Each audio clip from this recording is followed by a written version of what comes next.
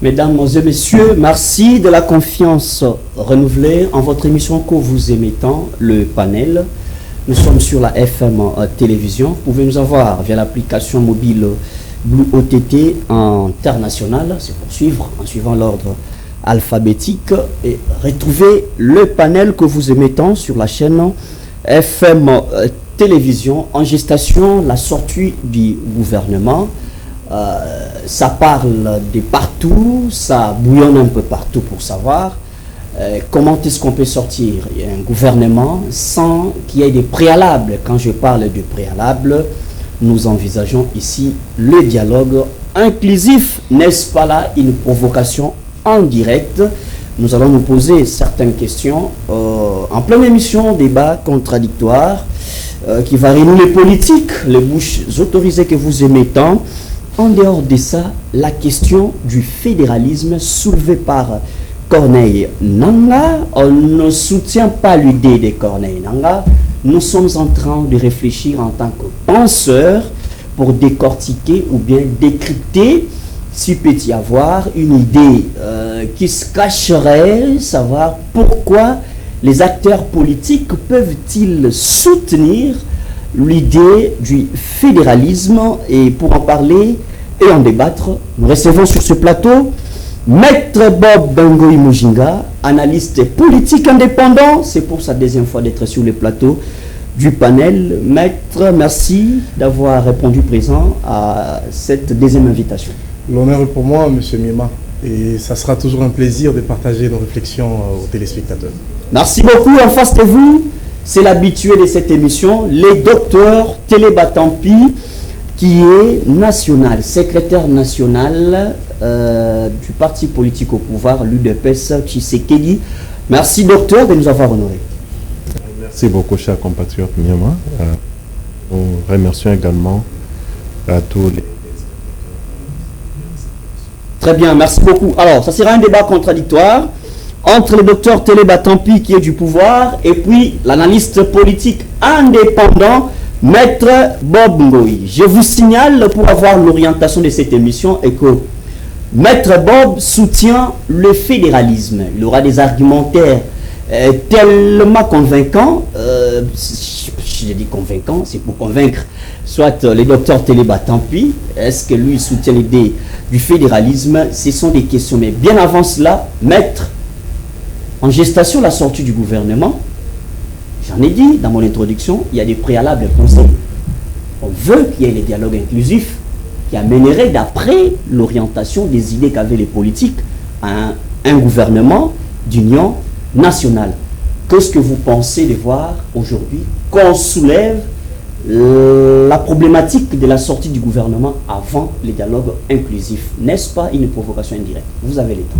Provocation, ça dépend, tout dépend de l'appréhension qu'on en fait, mais pour moi, je vois ça comme étant une preuve qui démontre que depuis le début, l'idée n'était pas de pacifier ou de crisper la situation politique qui était pourtant tendue et qui l'est encore, mais c'était plutôt une tentative de traîner les uns et les autres, de gagner du temps en attendant qu'on puisse obtenir l'accord avec le Rwanda et bref, pour que la situation s'améliore un peu au niveau de la population. Alors, la stratégie devait être laquelle? Nous étions à un moment où la situation était complètement intenable. Il y avait les M23 qui avançaient et qui ne rigolaient pas, qui ne faisaient que gagner du terrain. Et bien entendu, cela dérangeait clairement le pouvoir, qui se voyait même dans l'opinion publique être réduit.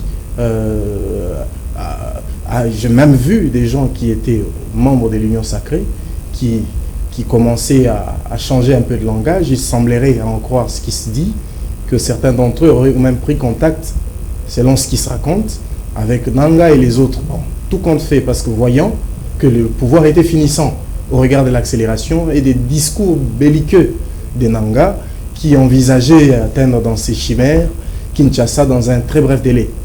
Alors vous constatez que là, ça dérangeait le pouvoir et que cela n'est pas resté en reste, ça c'est sur le plan sécuritaire, mais sur le plan politique, cette situation a eu des conséquences.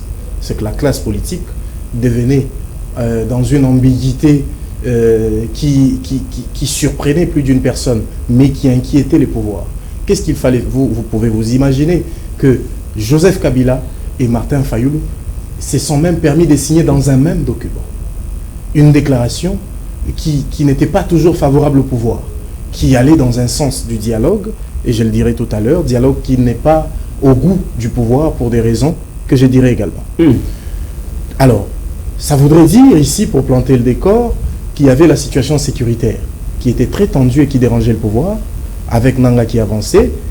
Cela a eu pour conséquence que la situation politique, au regard de certains faits liés à la gouvernance du pays, qui étaient reprochés au pouvoir, je vais préciser ici qu'il y avait un sérieux problème de gouvernance.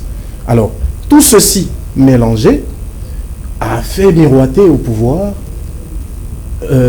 une odeur de fin de régime, une odeur de fin de pouvoir. En stratège, le pouvoir, on ne peut pas lui en vouloir pour ça, a dû, dans sa stratégie, gagner du temps, sachant que le processus de Washington ne devait pas se terminer le même jour. Le pouvoir a multiplié des dialogues. Nous étions à Luanda, nous étions à ceci, nous étions à cela, nous sommes allés à Nairobi, nous sommes allés à Doha, avant d'atteindre Washington, bien évidemment. Vous constaterez que ça, c'était une tactique pour gagner du temps. Afin... En jouant au pleurnichard. Bien évidemment, en faisant comme si il y a une certaine ouverture pour discuter avec les uns et les autres. On a fait miroiter un certain dialogue aux gens ici sur place. Objectif, gagner du temps en attendant l'aboutissement de Washington. Alors, vous constaterez que dans ce gain de temps, il fallait diviser pour mieux régner. Diviser, c'est quoi? On a vu une unité de l'opposition. Je venais de le dire tout à l'heure, Martin Fayulu, et avec Kabila, Katumbi et les autres qui signaient dans un même document, c'était un signal très fort, qui n'était pas favorable au pouvoir. Conséquence, il fallait que le pouvoir agisse. Martin Fayulu, si je dois appeler ça de la clairvoyance ou du calcul politique, sollicitera une rencontre avec le chef de l'État, après plusieurs rencontres rejetées pour des raisons que le pouvoir a dit, il n'y a pas de raison de discuter, parce que tout va bien. On se demande si ça commençait à aller mal pour que le pouvoir accepte avec beaucoup de facilité cette énième demande de Martin Fayulu. Pour Fayulu, c'était un calcul voyant un certain poste ou certains privilèges. Voyant 2028 s'approcher, il fallait qu'il ait un peu de moyens. Pour le pouvoir, c'était une manne. C'était l'occasion là de diviser l'opposition, qui semblait de manière ambiguë faire allégeance au M23. Alors, conséquence, on a rapproché Martin Fayulu, qui a été dribblé. On a fait miroiter Martin Fayulu, qui était favorable pourtant au dialogue, qui en entrant pour voir le chef de l'État, ressort non plus avec un argument soutenu du dialogue, comme il le faisait autrefois en signant même les documents avec ses pairs de l'opposition. Cette fois-là, il sort avec les camps de la patrie. Camp de la patrie, c'est quoi? À mon avis, le camp de la patrie, c'était une structure qu'il voulait mettre en place, des gens qui devaient les soutenir, des partis politiques. On a vu des partis défiler chez lui. Objectif, lorsque il devait avoir cette possibilité de devenir Premier ministre dans un gouvernement d'union nationale, il aurait la possibilité de faire les contrepoids, puisqu'ayant une masse derrière lui. Parce qu'au départ, il n'avait que les idées et la Mouka qui n'existait que de nom. Alors, il lui fallait avoir une certaine masse. C'est ainsi que Martin Fayulu sort et il discute avec les uns et les autres. Mais finalement, il a été rattrapé très rapidement, pour répondre à votre question, par la réalité sur terrain, qui est celle de dire que le président Tshisekedi n'avait pas besoin de dialoguer avec qui que ce soit. Le président Tshisekedi avait besoin du temps pour conforter son pouvoir. Est-ce que cela devenu faible? Cela n'affirme pas les accusations contre lui? On a toujours dit du président Félix d'être irrespectueux des textes et des accords, pas des textes, mais des accords avec ses alliés. Ah, de ce point de vue, il n'y avait pas d'accord avec M. Martin Fayulu. Vous savez, on est dans le monde politique. Le monde politique, c'est un monde de réalisme. Vous êtes là, si le fait que je gagne du temps chez vous en vous racontant quelque chose me permet d'avancer un peu, c'est tant mieux. Alors, pour chuter, puisqu'il faut que la parole tourne, pour chuter, je me dis qu'ici, ce qui se passe aujourd'hui, la sortie du gouvernement qui est en train d'être miroitée aux uns et aux autres, n'a qu'un seul signe, que le pouvoir se sent davantage consolidé dans sa position, qui autrefois était fragile. Et le pouvoir n'a nullement besoin de discuter avec qui que ce soit, puisque aujourd'hui, ils sont en train de discuter avec le M23 et AFC. Une fois que cette situation sera terminée, le pouvoir espère obtenir le moins de concessions possibles là-bas et revenir finalement ici. Il n'y aura pas de dialogue en interne avec Fayoulou et les autres. Alors, c'est ça que Fayoulou vient de comprendre. La gestation est un danger pour la classe politique, la gestation ici de la sortie du gouvernement. C'est danger, je ne vois pas. Qu'est-ce qu'il peut y avoir de nouveau qu'il n'y avait pas avant? Puisque il y avait vous ne voyez pas les préalables des cartes des opposants qui attendaient ces dialogues inclusifs et qu'à un certain petit matin ou jour s'élève comme ça, sorti du gouvernement, on nous dirait même que le chef de l'État aurait dû au revoir à ses poulains. Vous ne pensez pas que... Est-ce que vous croyez que l'opposition va rester unanime? C'est peut-être à ce niveau que j'en profite pour faire un appel au chef de l'État, pour lui dire que ne pas dialoguer et vouloir à tout prix continuer dans cette logique ne sera pas favorable pour lui dans une certaine mesure. Très bien. C'est une erreur majeure de refuser de dialoguer parce que nous savons que toutes les crises en République démocratique du Congo ont été résolues par voie de dialogue depuis 1960 à ces jours. Nous sommes un pays de consensus. Et que de ce point de vue, s'il ne veut pas dialoguer, l'histoire va les rattraper. Histoire qui a su démontrer que toutes les crises ont été résolues par voie de dialogue et non par les armes parce que notre armée n'est pas prête. Donc ce qu'il est en train de faire, en voulant refuser de dialoguer avec les uns et les autres, va le rattraper et il verra qu'à un moment donné, plus personne ne voudra dialoguer avec lui. Conséquence, l'ennemi qui semble jouer un double jeu, parce que rien n'est garanti ce qui se passe. On a signé des accords avec le Rwanda, on se réalise que jusque-là, ça peine d'être appliqué. Rien n'est sûr que tout ce qui va s'appliquer, qui va se dire avec le M23, va réellement s'appliquer, parce que vous entendez les déclarations belliqueuses et la guerre qui continue, de nouveaux territoires qui tombent. Pendant ces temps, on dialogue.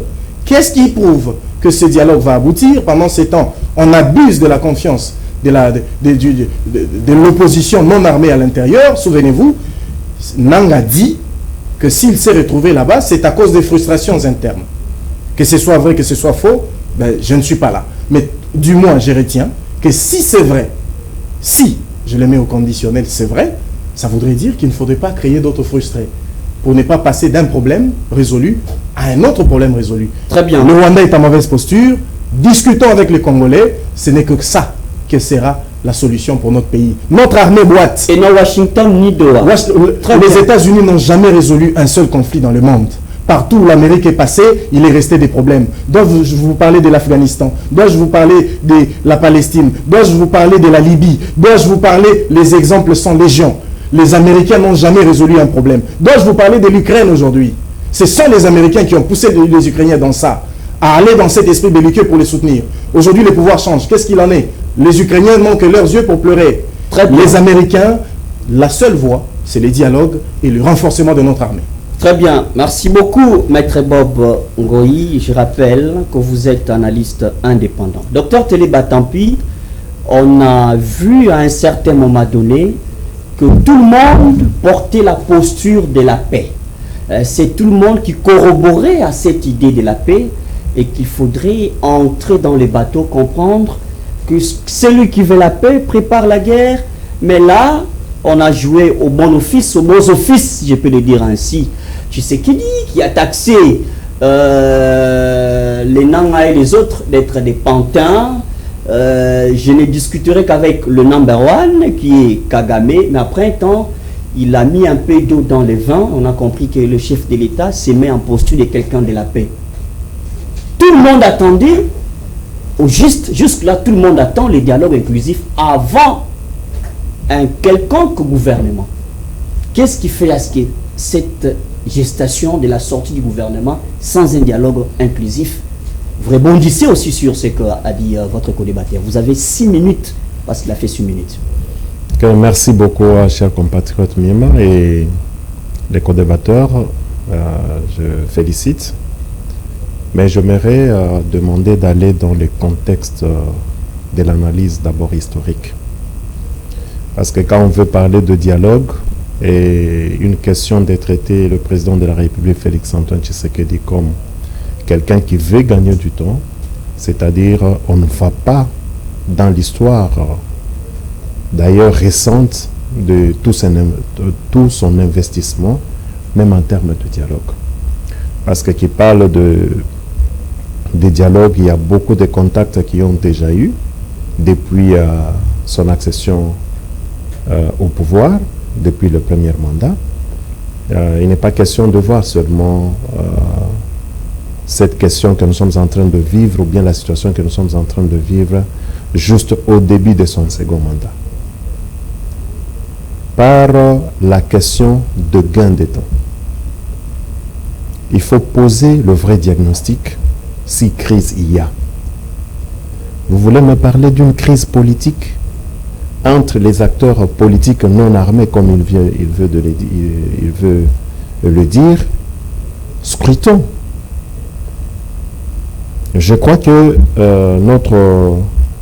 le président de l'ECD, Martin Fayoulou, à la tête de la MOCA selon leur rotation, on connaît ce qui s'est passé au premier mandat, et tout ce qu'il y avait comme calcul politicien, Joseph Kabila avec sa famille politique et tous les autres. Nous connaissons dans quel angle politique on était en train d'évoluer. Et Félix-Antoine Tshisekedi, en tant que président de la République, avait du mal à démarrer compte tenu de beaucoup de sable qui avait été mis dans ses engrenages, ainsi de suite. Il a perdu 2 ans.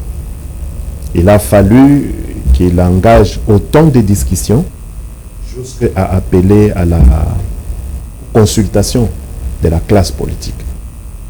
Et quand il les a appelés,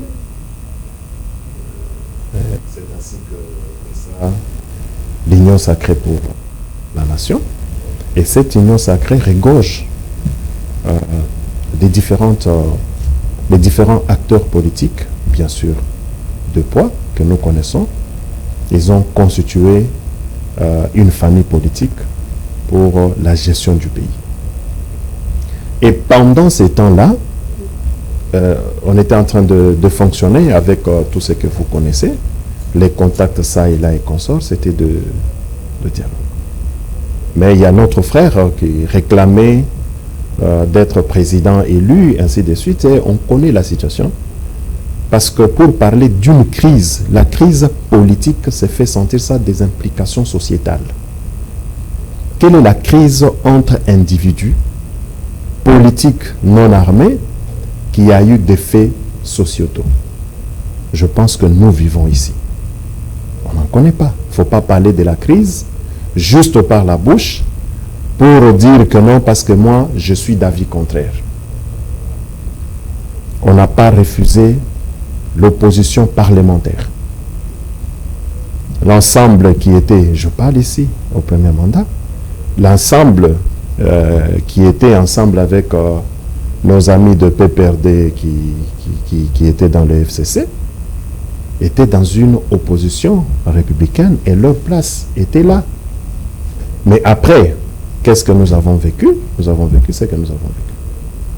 C'est ainsi que, une fois le deuxième mandat, on a senti la propulsion ou l'ascension de la politique menée par le président Félix-Antoine Tshisekedi, que ça allait déjà prendre l'angle de croisière pour amener le Congo dans son développement. Alors il fallait passer par un autre plan, parce que le plan de politique, de discussion interne, ça n'avait pas de l'ancrage, parce que quand on parle d'une politique, il faudrait que ça soit porté par la population. On n'a pas vu une population qui s'est tenue debout pour contraindre Félix-Antoine Tshisekedi à cause de sa mauvaise gestion que déclarent les autres politiques. Maintenant, démontrez-moi, la crise se situe à quel niveau? Parce que si nous voulons parler de la situation sociale, la situation sociale est en train d'être élevée. Mais quand le mal, je ne sais pas, je ne veux pas pour qu'on me taxe que non, on ne peut plus revenir sur le passé ou bien présenter comme une situation de pleurnichard. Non, on ne peut pas avancer sans voir son histoire. Le mal était tellement profond, vous ne pouvez pas construire une très grande bâtisse sans aller en profondeur. Un instant, sans aller dans la profondeur, dans la fondation.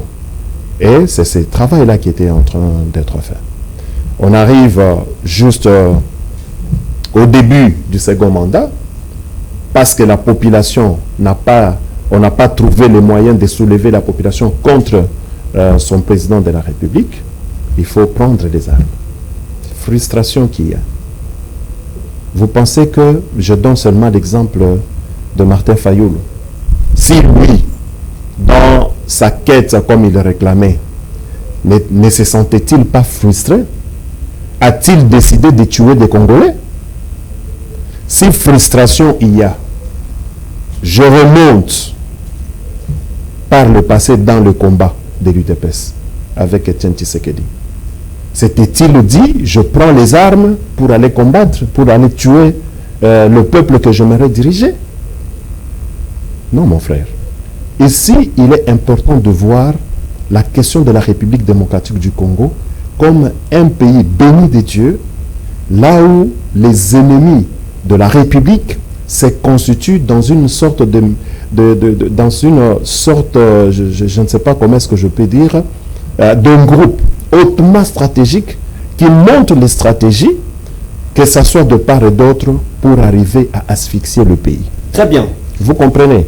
Alors, on a lancé la guerre, et cette guerre, j'aimerais maintenant parler de la question des discussions. Quand vous parlez que c'est un passe-temps, les contacts pour le processus de Nairobi n'a pas commencé au deuxième mandat. Le processus de Luanda n'a pas commencé au deuxième mandat. Ces deux processus-là, quel est leur sens? Luanda, c'était pour la reconnaissance du Rwanda, de son implication dans la guerre à l'est de la République. Et l'accord devrait être signé en décembre dernier, alors qu'ils avaient déjà commencé bien avant, pendant le premier mandat, pour montrer déjà la question que Rwanda est impliqué, il nous agresse, il n'est pas correct, tout. Maintenant, arrivé à ce niveau-là, il a fait fuite, parce que vous avez parlé des Américains. C'est vrai, autre temps, autre mœurs.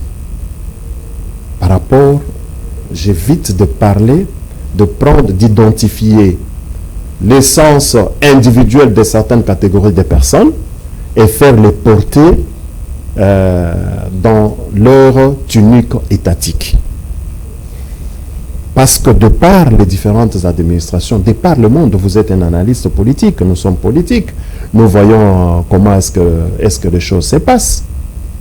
Connaissant qu'il avait ses parrains dans ces grands salons, il s'était entêté, il avait saboté le Rwanda. Ça, je parle de Paul Kagame, en décembre. Et puis, lorsque les choses changent en termes d'administration, américaine ici nous voulons dire, ils se sont dit on accélère, on attaque, on accélère avec la guerre. Parce que la guerre de l'Est n'a pas commencé seulement en janvier 2025. Je vous rappelle, c'est depuis 2022, Bounagan était tombé. Alors, frère, docteur, un instant, je commence à chuter. Parce que je dois ajouter une question. Bon, ajouter peut-être. Alors, il y a ceci. C'est comme si vous faites mine de la crise profonde qui existe en voulant séparer les choses, vous dédouaniez la crise politique de la crise individuelle. Tout le monde ici a eu de l'espoir quand on a commencé avec les processus de Washington. Washington renvoie les deux parties prenantes à l'interne. Quand je parle de l'interne, je parle de la sous-région, Doha et les autres. Et là, c'est comme si on a l'idée, la caricature de la sous-région de l'Union africaine, en général, c'est qu'il y ait un dialogue ici en Afrique, entre les Congolais et les pays des Grands Lacs et les autres. Vous ne voyez pas que le président de la République cherche à relever un serpent qui dormait en voulant sortir un gouvernement au moment où la crise persiste et vous suivez les déclarations des rebelles chaque jour. J'aimerais savoir à ce niveau ici, est-ce le chef de l'État corrobore à l'idée de la sous-région de revenir aux processus locaux avant de traverser la rivière? Mon cher compatriote, le président Félix Tshisekedi, c'est un homme d'ouverture. C'est un homme de contact, c'est un homme de dialogue. Il est issu de quelle formation politique? C'est UDPS Tshisekedi, qui n'a pas pour motif prendre le pouvoir, aller par les armes. qui a favorisé, qui a soutenu beaucoup de dialogues dans les combats de parcours dans ces pays pour obtenir le développement de la République démocratique du Congo. C'est UDPS Tshisekedi. Et là, c'était toujours passé par le dialogue, c'était passé par les concertations, c'était passé par l'arbre à parable. C'est connu. Maintenant, c'est ce que je suis en train de vous dire. À l'interne ici, je suis en train de vous dire. Parce qu'on évite les provocations indirectes. On évite les provocations. Ce ne sont pas des provocations. Les opposants sont tellement déçus que... C'est quel opposant, mon frère? Martin Fayoulou, qui était calme. Martin Fayoulou qui... Mais Martin Fayoulou a commencé son opposition depuis le premier mandat. Ça a causé une crise profonde ici. Alors pourquoi les chefs Mais ça a été atténué. Je pose la question. Si crise il n'y a pas, pourquoi est-ce que le conseiller spécial...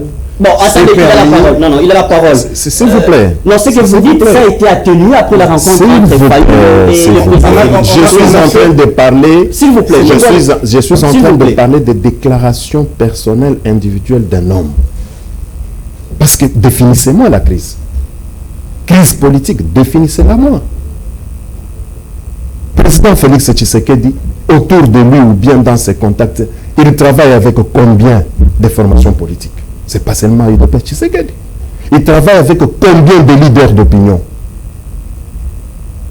Très bien. Pardon, un instant. Maintenant, voyons que voulant créer une crise sociale, une crise politique interne non armée, ça n'a pas tenu. Alors il faut empêcher par les armes, il faut tuer les compatriotes. C'est ainsi que je suis entré dans l'histoire pour montrer qu'il n'y a pas question de gain de temps.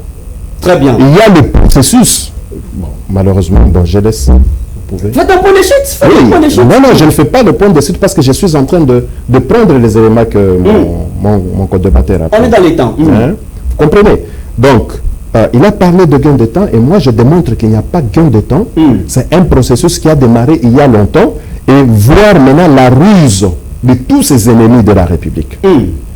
Très bien. Pourquoi Nanga on ne l'a pas vu lors du premier mandat? Maintenant, on a voulu congoliser la situation. Et on connaît, tu ne peux pas porter la carapace alors qu'on connaît ce que tu es réellement. Très bien. Alors, c'est ainsi que dans le processus, je commence maintenant à chuter, dans le processus de Nairobi, je le répète, c'était pour déterminer, identifier les différents groupes armés congolais et étrangers qui opéraient sur le sol congolais. Maintenant, aujourd'hui, parce que vous parlez de l'administration américaine, nous devons nous estimer que nous avons la chance, parce que nous sommes dans les combats. Et là, combat, nous sommes dans une action multilatérale. Il y a une administration, un homme de paix. Donc, je cite ici Donald Trump. Très bien, docteur, à peu près. Il y a 8 minutes. Vous avez débordé ces minutes. Un homme de paix. De 6 à 8. Et un homme rattaché à la vie. Et il n'est pas dans ces conciliambules de pouvoir entretenir des guerres. Très bien, merci beaucoup. Maître, vous allez rebondir. Si vous me permettez de réagir un peu à chaud. Bon, vous allez rebondir. D'abord la question, vous allez rebondir. Je reste dans le contexte. Parce que j'aimerais savoir, vous qui soutenez les dialogues inclusifs entre les Congolais, revenir dans la sous-région, les Grands Lacs, ainsi de suite. Sinon, je vous demanderai, vous avez une crise en Afrique résolue par la sous-région ou l'Union africaine, que vous pouvez donner comme témoignage, qui montrerait que s'attacher à Washington serait une perte de temps ou une distraction. Vous rebondissez, puis vous avez 3 minutes à cette question parce qu'on doit prendre la question du fédéralisme. Si il y a crise politique ou pas, oui, il y a crise politique. Pas besoin de tergiverser pour répondre à cette question. S'il n'y avait pas de crise, au moment où le chef de l'État estimait qu'il n'y avait pas de crise politique et que Martin Fayoulou avait proposé le dialogue, quelle a été la réponse du chef de l'État? Pas besoin de dialoguer, il n'y a pas de crise politique.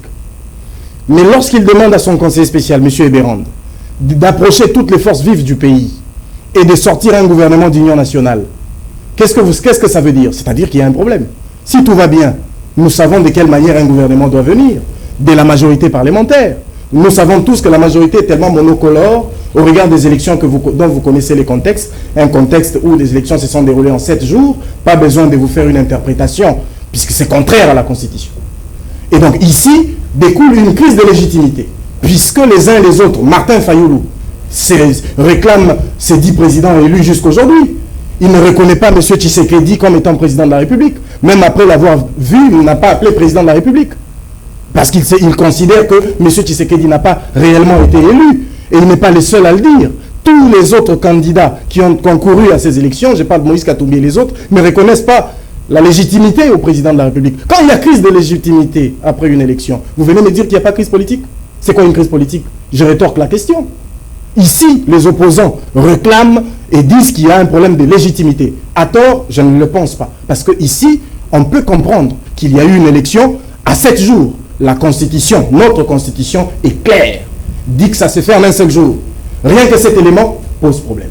Et donc ici, si on vient me dire qu'il n'y a pas de crise politique, ça prêterait à rire. Parce que tout porte à croire que ce serait... excusez-moi, je cherche à trouver l'argument le plus courtois, mais je me dis que c'est une vaste blague. Il y a crise politique, s'il vous plaît. Il y a un problème, et c'est connu. Et que de ce point de vue, ce n'est pas pour rien que le président de la République avait ouvert les assises avec M. Eberon pour recevoir même les opposants. C'est-à-dire qu'il y avait un problème. Parce que s'il n'y en avait pas, on connaît déjà de quelle manière un gouvernement doit sortir. C'est par la voie de la majorité parlementaire au sein de l'Assemblée nationale.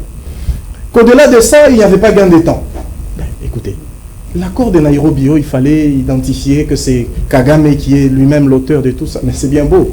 Bon, à Washington, qu'est-ce qui se passe? Les chefs de l'État devaient se voir les 27 derniers pour signer, finalement, les deux chefs d'État, congolais et rwandais. Ça a eu lieu? Non. Et vous savez ce qu'on dit maintenant? Qu'il faudrait d'abord que l'histoire des Doha puisse aboutir. Est-ce que vous ne voyez pas qu'on est en train de nous tourner en bourrique? Monsieur Donald Trump, nous sommes venus chez vous au départ pour vous présenter un deal. Notre protection contre les minéraux. C'est quoi cette histoire? On ne vous a pas demandé d'être médiateur. Ou bien c'est le pouvoir qui nous a dit autre chose? Parce que s'il faut qu'on reste dans l'esprit du départ, ce n'est pas ce qui se passe aujourd'hui. Est-ce que nous, on est allé demander une médiation à M. Donald Trump? Non. Ce n'était pas ça qui était demandé. Ce n'était pas ça qu'on nous avait dit. Et que de ce point de vue, vous constatez que soit le pouvoir est en train de dire des choses qui ne sont pas exactes en vue de nourrir l'opinion publique, soit il y a autre chose que ça.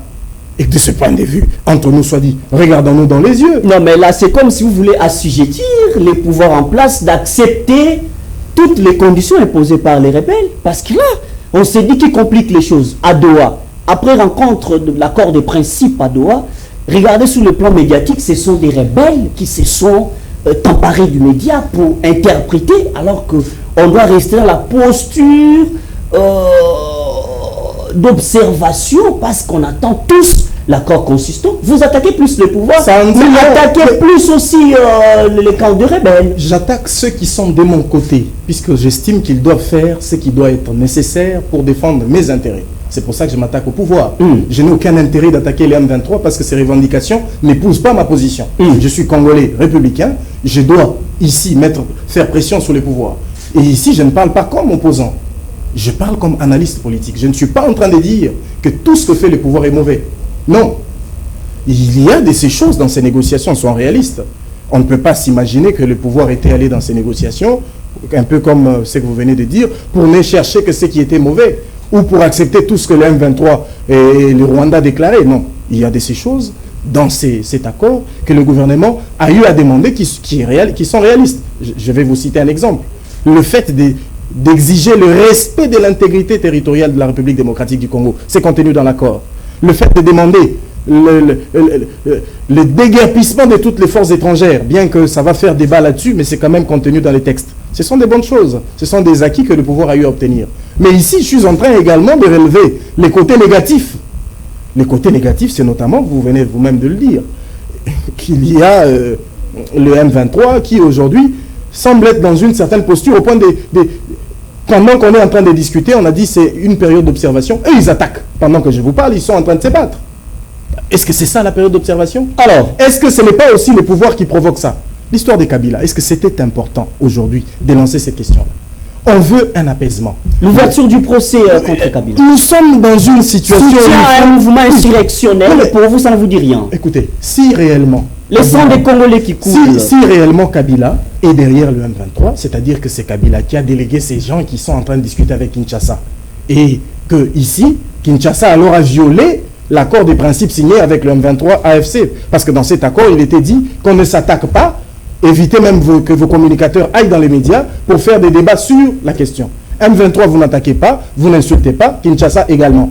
Bon, maintenant, aujourd'hui, à Kinshasa, on est en train de s'attaquer à celui qui est présumé être le responsable du M23. N'a-t-on pas violé cette disposition? Oui. Ou encore, si on ne l'a pas violé, c'est-à-dire que c'est pour des raisons politiciennes qu'on accuse Kabila d'être derrière ces mouvements. Moi, ici, je ne dédouane pas Kabila, mais j'analyse les faits. On a dit qu'on ne s'attaque pas, parce que nous sommes dans une phase de paix. Et on essaie d'améliorer pour que chacune des positions soit dans une bonne posture. Très bien. Si vous, pendant qu'on dit ne vous attaquez pas à vos amis, vous préférez attaquer celui que vous accusez comme étant le responsable. C'est une ambiguïté claire. L'ambivalence. Une ambiguïté qui Une ambiguïté qui dégage deux positions. Soit Kabila n'est pas ce qu'on dit.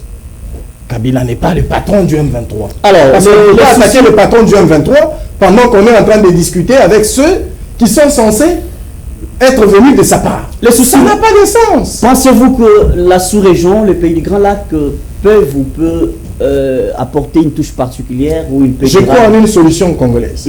Je crois au dialogue proposé par l'Église catholique et l'ECC. Je suis un Congolais qui a horreur des esprits extravertis, qui pense que ce qu'il y a de mieux ne peut venir que des autres. Très bien. Pendant que nous sommes ici au pays, il y a l'Église catholique qui propose... L'Église était...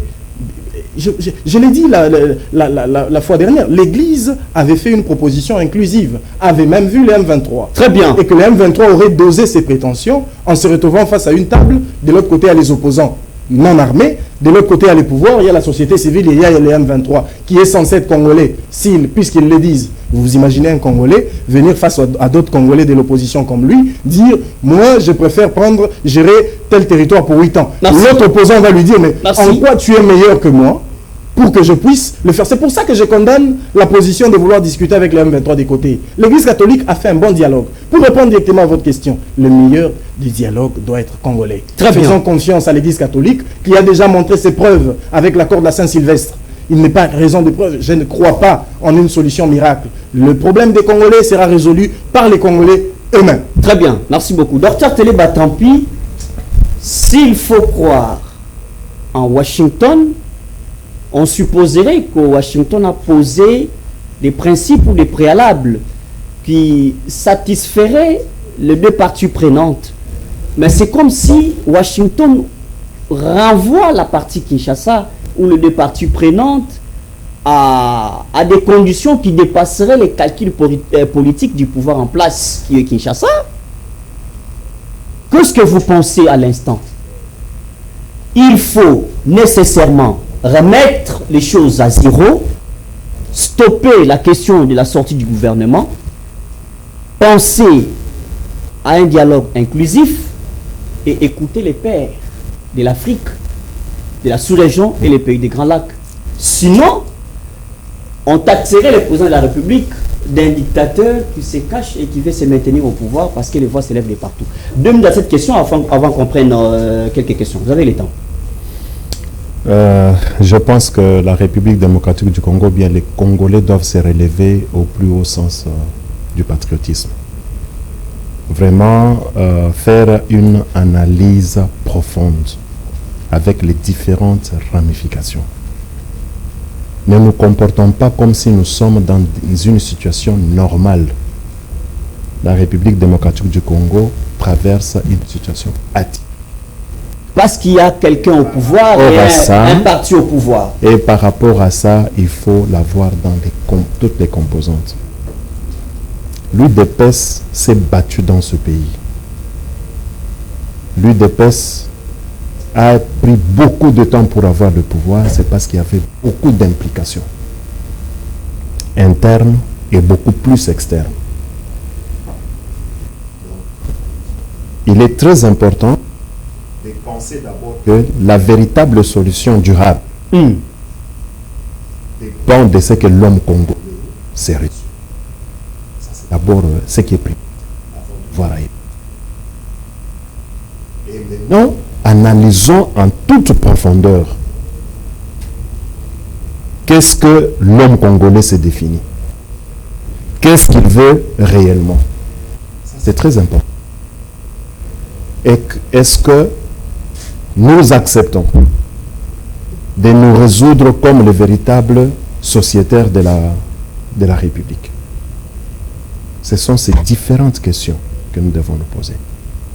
Je demande à l'analyste politique d'aller plus loin pour arriver aujourd'hui et donner les meilleures perspectives. Et ce qu'il donne là, vous en doutez Je me répète qu'il aille plus loin, même en dehors de la période actuelle, afin de dénicher les causes profondes. Ce sont les frustrations, il en a dit, hein, les frustrations au sein de la classe politique font à ce qu'aujourd'hui, est-ce que ces frustrations sont animées par le patriotisme ou bien sont animées par les intérêts personnels? Aujourd'hui, c'est vous qui demandez aux autres le patriotisme. Vous avez été à l'opposition, vous avez hérité les passifs et les actifs, à vous de gérer et prouver à la face du monde votre capacité. Exactement. Dans notre opposition, nous avons présenté l'essence de l'effectifisme. Parce qu'on n'a pas accepté de prendre des armes pour tuer les Rwandais. Afin de contraindre, que ce soit Mobutu, que ce soit Kabila, que ce soit Mosé. Personne. Alors, nous avons travaillé dans le sens du civisme, de motiver les Congolais. Avec quel résultat sur le terrain, docteur Téléba? Tant pis, la guerre persiste à l'Est, les gens sont en train de mourir. Merci beaucoup, parce que quand vous me ramenez, la guerre persiste, c'est aujourd'hui. La guerre, il y a longtemps. Mais on parle ici. Mais vous avez les passifs et les actifs. On parle d'aujourd'hui. Bien sûr. C'est votre touche particulière. Revenir dans le passé, c'est pas... non. D'aujourd'hui, docteur. L'aujourd'hui Oui. est fonction de ce que tu as fait hier et ce que tu es déterminé pour opérer demain. Oui, mais aujourd'hui... C'est pour cela, moi, je vous dis ceci. Aujourd'hui, ne voyez pas quand un cancer a déjà présenté ses métastases et vous vous attaquez aux métastases. Vous ne ferez rien. Alors, Tshisekedi, quand vous avez une maladie, ne vous attaquez pas aux symptômes, aux signes. Attaquez-vous à la maladie pour que tout ça disparaisse. La maladie, c'est quoi? C'est ainsi que... Exactement. C'est ainsi qu'aujourd'hui, le diagnostic a été posé par rapport à tous les troubles que nous connaissons en République démocratique du Congo. Et ces troubles, l'identité a été présentée. C'est Paul Kagame, le président nous a dit. Maintenant, dans toutes les émissions que je passe, je dis que même Paul Kagame, ce n'est que le sommet d'iceberg. Donc il faut voir aussi quelles sont les différentes ramifications. On l'appelle Hitler aujourd'hui. Il faut aller à la source du problème.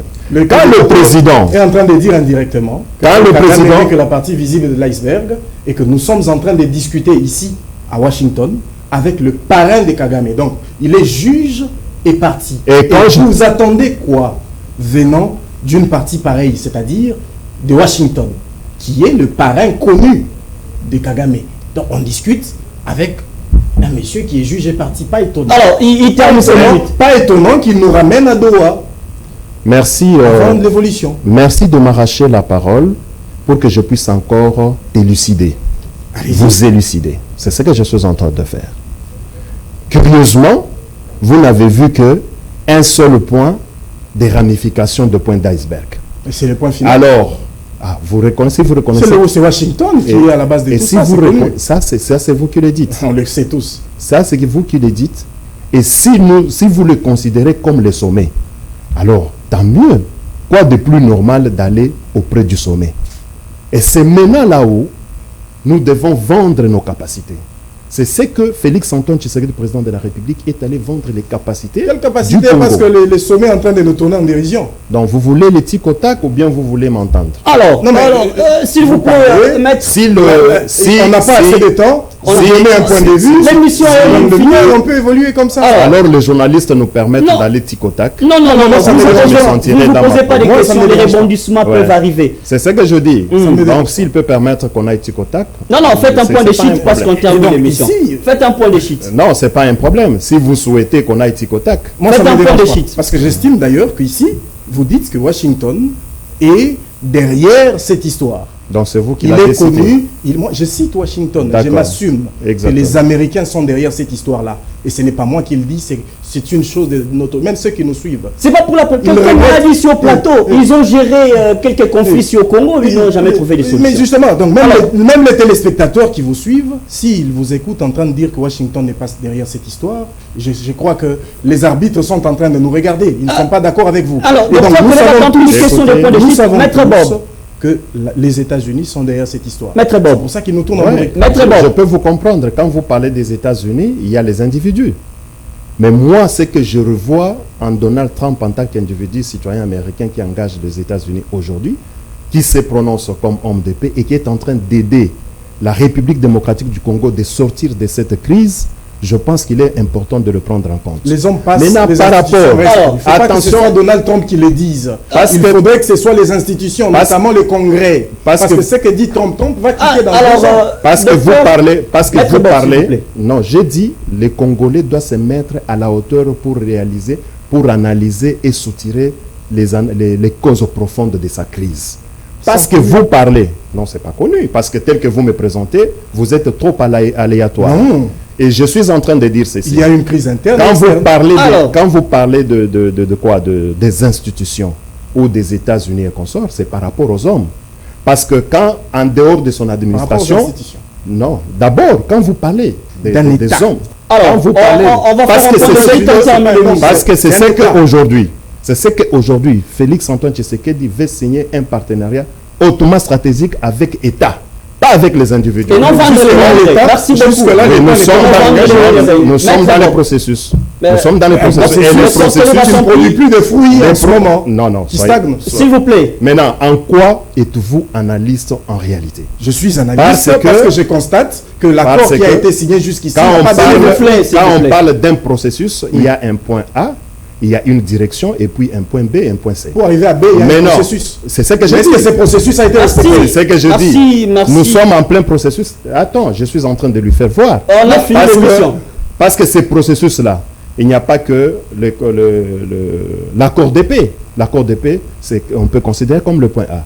Il y a d'autres. Mais le point A qui Il y a, qui avait c'est que le président Donc, doit le point signer. A qui avait le point de Il départ. y a le question point sur où le le président départ. doit Vite. signer. Oui, mais le président on signé. Et puis, ça elle veut le dire dit. déjà qu'il y a un malaise. Il n'y a pas eu Est-ce respect. qu'on vous a de ce dit, qui- on vous a dit qu'ils ne signeront pas? Ils le feront, mais pour l'instant, Voilà. la date qui était prévue. S'il y a été une notion respectée. de faire, Oui. c'est-à-dire nous sommes dans le processus. Mais quand on ne le fait pas, ça Alors peut vous créer un ne pouvez malaise. pas balayer, Merci, vous merci. ne pouvez pas C'est- balayer alors Merci. que le point Merci final beaucoup, on a existe. fini, À moins que s'ils avaient dit point net, on ne fait plus rien. Oui, mais en attendant, puisqu'on est aujourd'hui, On a Mais fini en l'émission. attendant, on il y est a dans un le problème. processus. On Alors. constate que ce processus qui était pourtant prévu Oui. n'est pas respecté. Merci. Et on a le droit de réfléchir Merci. là-dessus. Merci beaucoup à Et se nous dire tous. oui, on était à A. Et qui ne le respecte Merci, pas. on a fini Vous l'émission. avez- On vous a avez pas fini, respecté. on a fini Qui ne l'émission. l'a pas respecté. Il n'y a pas eu Non, non, non, signature s'il vous comme plaît, prévu. s'il vous plaît, on a Oui, il fini n'y a pas l'émission. eu signature comme prévu, mais Oui. nous sommes dans le processus. Mais ces processus, Et ces non, mais processus, pas- c'est un pas- combat. Maître Bob, Hein? docteur Téléba, tant pis. Donc, aller dans les analyses profondes et Mais c'est ce que dégager nous les faisons. causes. C'est ce que nous faisons. Non, Merci. c'est un peu superficiel et aléatoire. Non, mais parce Donc, qu'ici, c'est vous important. parlez d'un processus. Depuis que C'est vous avez important. commencé à parler des crises que vous ne démontrez pas, moi, je vous le dis. Je vous dis qu'ici, il y a crise, il y a frustration, il y a, le problème est bien connu. J'ai démontré. Il y a un problème interne. J'ai démontré On ne l'a pas entendu. l'impact social. Quel impact social? Ici, sur le plan social, Ouais. on vous acclame? Vous êtes On acclamé, acclame. vous Alors, gérez bien merci, le plan social. merci. La population est fière de vous. Merci Maintenant, Voilà, à c'est vous ce que tous tu as d'avoir répondu présent. la crise, c'est la... On va récupérer l'antenne sans que je termine l'émission. Merci. Merci. Merci à l'équipe technique de nous avoir accompagnés. On termine cette émission en bonté du choc du dé jaillit de la lumière. Merci à vous tous d'avoir répondu. Ah, mais on a fini l'émission. Vous ne savez pas que tout est sur et surtaxé par le temps. Voilà. Merci beaucoup, merci à vous tous. Le Congo est prêt pour les fédéralistes? Oui, le Congo. Avec les causes profondes qui ne sont... Vous aimez trop. Non, vous prenez un dossier. Vous aimez très bien ce mot cause profonde que vous ne savez même pas définir comme tel. Parce que très bien. J'ai entendu une seule définition. Alors, merci beaucoup à vous tous. Mais ici, je vous dis que la meilleure chose qui puisse on va finir l'émission sans que je dénonce. La meilleure chose qui arrive. Merci. La régie peut récupérer l'antenne. C'est le fédéralisme. Il faut d'abord dénoncer.